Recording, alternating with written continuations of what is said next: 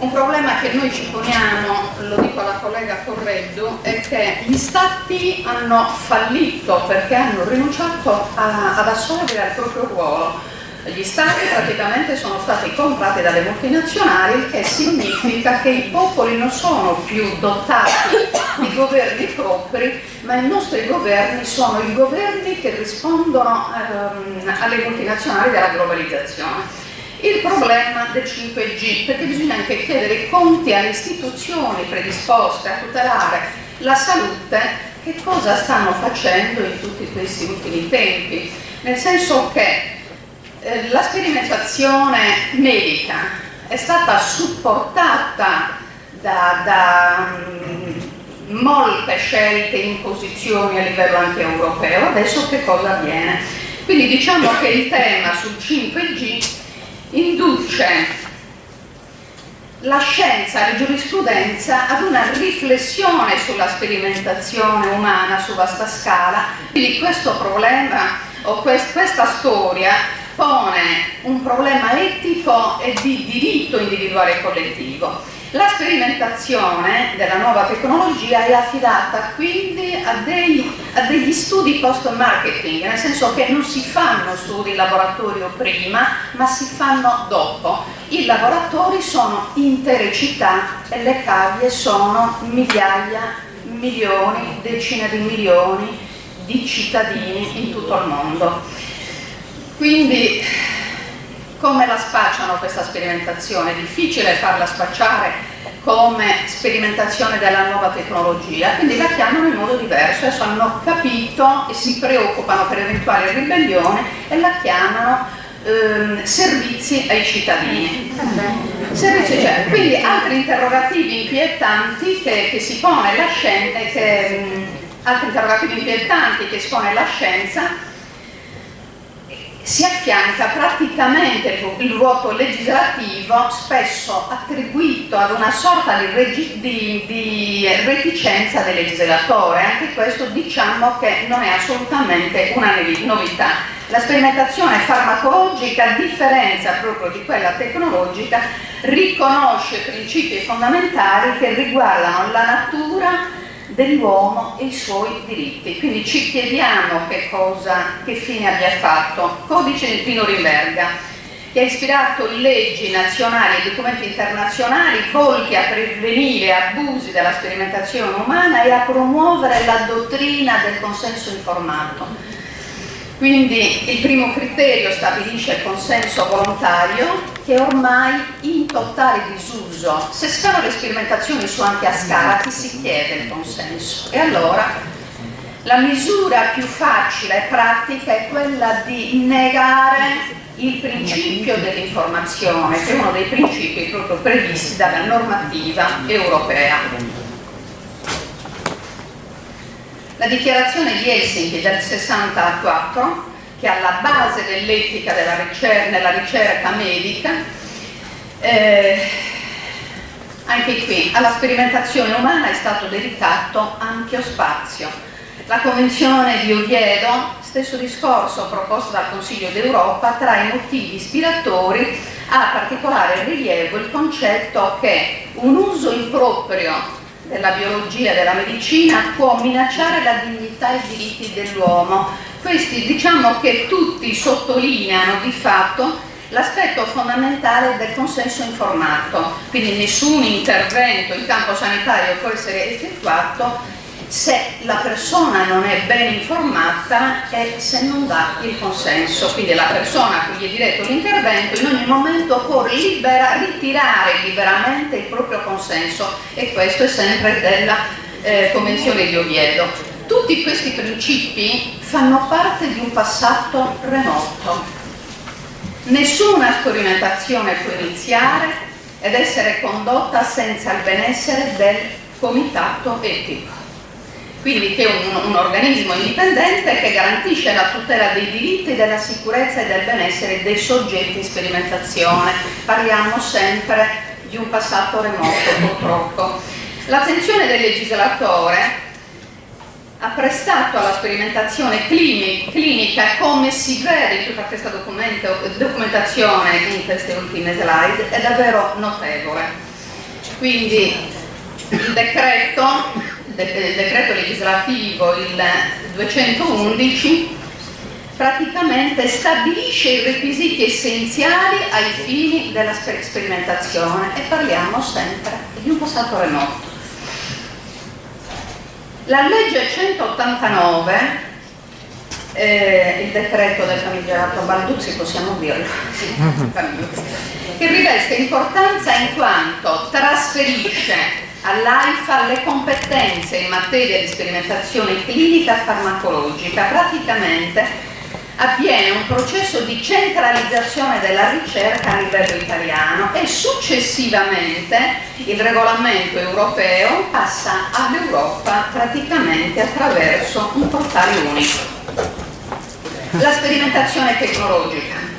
Quindi se per la sperimentazione medica abbiamo previsto e le massime istituzioni hanno previsto una grande tutela, con la sperimentazione tecnologica questo non avviene, cioè questa non viene tutelata dai percorsi rigorosi che noi abbiamo visto sino a questo momento, quindi quelli riservati alla ricerca farmacologica, ma è lasciata al libero mercato. E quello che spesso si intende per sperimentazione, come ho anticipato, viene ribattezzato come offerta di servizi ai cittadini. Insomma, noi siamo nelle mani delle lobby economiche e politiche. E in nome dell'offerta dei servizi, la sperimentazione tecnologica quindi si svolge su ampia scala, su tutta l'umanità, superando in modo criminale tutti gli obblighi previsti dalla sperimentazione medica, a partire, come ci ho detto, dall'informazione, dal diritto all'informazione e al diritto al consenso. La normativa europea prevedeva addirittura l'accesso alla giustizia, nel senso che qualora non avessero rispettato i governi gli altri principi sull'informazione e il consenso, si poteva accedere addirittura aprire dei processi giudiziari. Quindi il panorama tutto sommato si presenta abbastanza catastrofico. L'avanzamento tecnologico e coinvolgente riguarda ogni aspetto dell'umanità. Mi ha spiegato, cioè questo aspetto l'ha esposto molto bene la collega Correggio, riguarda la nostra esistenza. Noi avremo le cose intelligenti, per cui l'intelligenza delle cose prevarrà sull'intelligenza dell'uomo. Questa diventerà col tempo assolutamente un optional. Quindi mai come in questo momento storico abbiamo visto gli interessi quindi della politica, ricerca ed economia, quindi il divenire delle lobby, che fanno confluire i loro interessi proprio in questo, nel 5G. Quindi la sperimentazione del 5G è indispensabile alla ricerca tecnologica e apre grandi praterie, mica la salute degli uomini e dell'umanità in generale, ma apre le praterie all'economia e ai mercati. Quindi per evitare il sovraffollamento che compromette la trasmissione di dati, il coniglio tirato fuori dal cilindro stavolta è utilizzato l'utilizzo di altre frequenze dello spettro elettromagnetico che vanno dai 6 ai 300 GHz, essendo queste delle onde millimetriche, quindi con bassa capacità di penetrazione, hanno bisogno, come è stato già abbondantemente spiegato, di un numero infinito di antenne proprio per garantire l'efficacia e l'efficienza del segnale. Quindi vengono così incrementati i campi elettromagnetici nell'ambiente, con tutti i costi che ne conseguono. Quindi vediamo l'inquinamento elettromagnetico, a differenza di altri inquinanti a noi ben noti, è inodore, incolore e invisibile, anche se non dovrebbe essere invisibile ai legislatori che hanno il compito di tutelare il diritto alla salute dell'umanità. In realtà esistono dei criteri di esposizione della popolazione alle radiazioni elettromagnetiche, sono criteri che fissano i limiti di esposizione, ma non riguardano certamente la sperimentazione del 5G. Quindi il legislatore non può non affidarsi ai dati della ricerca e alle raccomandazioni degli istituti internazionali di ricerca, ma purtroppo vediamo che i pareri non sono univoci. Qui vediamo una serie di istituti importanti di ricerca che stabiliscono l'assenza di un rapporto stretto fra tumori e campi elettromagnetici. Siamo messi male. Quindi a tal proposito uno degli studi su cui si basano i criteri riguardanti la nocività delle onde elettromagnetiche è lo studio Interphone, ricercatori indipendenti mediante una meta-analisi in base alle fonti di finanziamento di studi scientifici hanno rilevato che la maggior parte degli studi cosiddetti rassicuranti per noi in termini di rischio per la salute, su cui si basano anche alcune posizioni dell'Organizzazione Mondiale della Sanità, quindi ricevevano finanziamenti da privati, compresi i gestori della telefonia mobile. Quindi gran parte delle indagini che invece hanno riscontrato effetti sanitari erano per caso finanziate in prevalenza da fondi pubblici, quindi qui siamo al nocciolo del problema, della questione. Quindi la IARC nel 2011 classifica come 2B potenzialmente cancerogene le radiazioni elettromagnetiche e raccomanda ulteriori studi di cautela, ma anche dei consigli molto pratici: non affidate i cellulari ai bambini, oppure usate maggiormente il viva voce e così via. Quindi successivi studi come questo che vedete nella slide, nonché quello dell'Istituto Ramazzini, che tengo molto a ricordare, confermano il nesso fra la malattia e le radiazioni elettromagnetiche.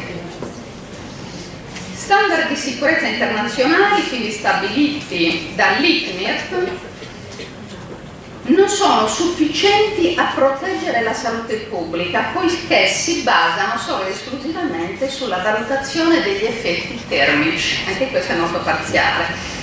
Quindi mentre altre indagini avrebbero riscontrato l'esistenza di numerosi effetti biologici e sanitari assolutamente non termici, quindi prodotti da onde elettromagnetiche anche di basse e bassissima frequenza.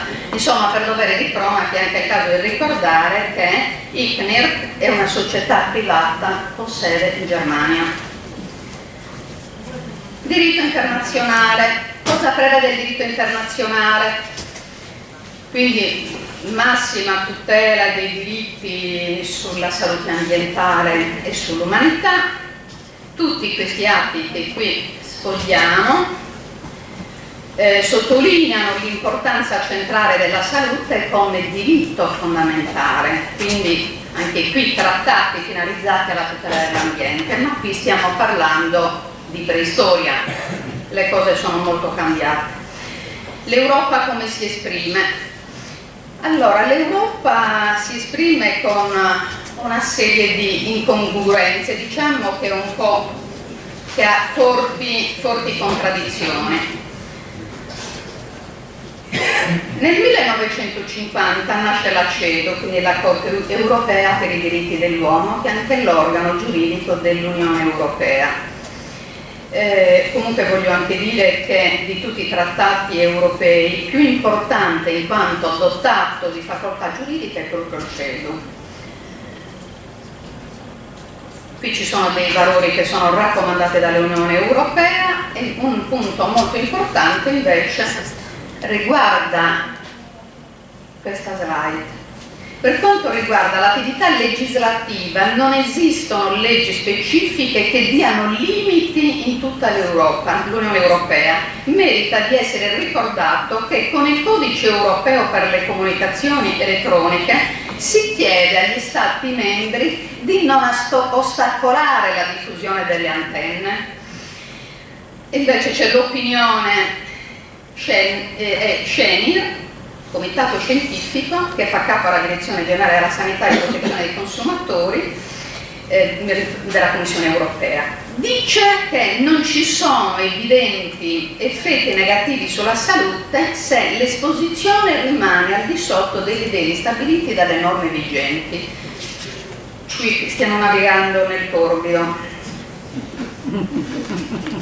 Tesi confermate dalla stessa Corte di Giustizia europea, che dice che non ci può essere alcuna violazione del diritto alla salute finché non vengono rispettati i livelli di emissione degli Stati o dell'Unione. Ma cosa avviene in Italia? La prima volta che l'Italia... Allora, abbiamo questo decreto, scusate, andiamo oltre, faccio riferimento direttamente al decreto 381. La prima volta che l'Italia ha legiferato sui campi elettromagnetici è stato attraverso questo decreto che risale al 98, seguito subito dopo dalla legge quota, un altro punto molto importante, la legge quadro. La legge quadro sulla protezione dall'esposizione ai campi elettromagnetici ed elettrici in generale disciplina, oltre ai limiti di esposizione, anche le competenze delle diverse istituzioni dello Stato. Lo Stato praticamente determina i limiti dell'esposizione. La ricerca, la sperimentazione, gestisce anche il catasto nazionale delle sorgenti. Le regioni determinano le modalità per il rilascio delle autorizzazioni all'installazione degli impianti, la realizzazione del catasto regionale anche, e ai comuni invece avanzano solo attività sussidiarie. Diciamo che questo è legato a una forte centralizzazione delle decisioni in merito a questa materia. Successivamente si fissano i limiti di esposizione e di attenzione, vedi le diapositive, siccome sono considerate opere di urbanizzazione primarie, sono considerate prioritarie sino ad arrivare all'esproprio, quindi in nome di interessi nazionali si arriva all'esproprio. I legislatori si adeguano agli interessi non più delle popolazioni, ma i legislatori si adeguano agli interessi delle lobby. Il decreto legge 18 ottobre del 2012 cambia il tempo di misurazione che viene effettuato nella media delle 24 ore, quindi c'è una sorta di diluizione dell'esposizione. Pensate che cosa avviene nelle scuole, ad esempio, dove si lavora forse 5-6 ore, o per altri istituti di maggiore concentrazione nell'arco della giornata. 24 ore diciamo che è una bella via di fuga dalle responsabilità, quindi viene apportata un'ulteriore poi modifica legata anche all'assorbimento delle pareti degli edifici, quindi c'è la tendenza all'innalzamento di questi limiti. In sintesi, l'attuale limite italiano per le radiofrequenze è di 6 volt, limite aumentato dai decreti del 2012 e comunque ancora inferiore rispetto a quello che propone ICNIR, quindi la società che ha sede in Germania. Quindi nell'ambito della strategia italiana per la banda ultralarga e della strategia per la crescita digitale 2014-2020 è comunque previsto l'incremento di tali livelli massimi di emissione, quindi per livellarli a quelli internazionali stabiliti dall'IRI. Quindi la logica, qual è la logica per un governo che ha scelto tutta questa evoluzione? Sta nei 6 miliardi e mezzo che sono stati già incassati dallo Stato italiano e quindi con vendita all'asta delle frequenze. La Sardegna praticamente vanta solo 2 leggi che disciplinano questo settore, ma per dircela tutta, la sola competenza è quella di controllo e di urbanizzazione. Quindi il catasto serve giusto per raccontarci dove la localizzazione delle fonti di emissione, diciamo che perdono ogni sorta di potere. Allora, un accordo fra una compagnia telefonica e il MISE ha di fatto permesso alla Sardegna di essere teatro di sperimentazione. quindi 3 centri urbani, Noragogum, Segario e Pompu, sono state prescelte dal governo italiano per la sperimentazione, quindi sempre spacciate come servizi da somministrare ai cittadini. Quindi la Sardegna perde ogni forma di autonomia e quando l'autonomia ce l'ha, un minimo di autonomia ce l'ha, la gestisce pessimamente. Tant'è vero che mentre il MISE mette in rete i nomi dei centri urbani che sono candidati alla sperimentazione del 5G, tra cui i 3 centri sardi, insieme ad altri centri e altre città italiane, non cita Cagliari. Perché non cita Cagliari? Cagliari è sede di sperimentazione, per un fatto molto semplice, perché non è gestita dal Ministero ma da privati. Quindi la precedente amministrazione del Consiglio di Cagliari, comunale di Cagliari, offre la città volontariamente per la sperimentazione con la promessa ai cittadini che questa sì che è una grossa conquista, avremo una città tecnologica e presto tutta la Sardegna sarà regione tecnologica. Poi, quindi questo pone dei problemi molto, molto grossi. Dicono anche, questo c'è da un articolo su un quotidiano ad alta diffusione in Sardegna, prendiamo che un alto funzionario afferma che prima del 2022 non si accenderanno le reti 5G in Sardegna, visto che le frequenze sono ancora occupate dal digitale. Quindi il problema che noi adesso, scusate se sono stata lunga, adesso chiudo, il problema che noi ci poniamo è come se ne esce da questa situazione. Dico che la mobilitazione popolare è sempre vincente, dico che la presa di posizione dei 3 sindaci, dei 3 consigli comunali che sono stati candidati dal governo per la sperimentazione hanno detto decisamente no, che nei loro centri urbani non si farà nessuna sperimentazione perché, per dirla con la ministra dell'ambiente della provincia di Bruxelles, i nostri cittadini non sono cavie da laboratorio. Quindi c'è una forte resistenza, adesso noi aspettiamo che risponda Cagliari. Intanto tutto questo avviene grazie a una spinta popolare molto forte, appoggiata dai medici ISDE. Ecco l'importanza della collaborazione della scienza e che la scienza deve uscire dai suoi laboratori di studio e appoggiare le lotte giuste.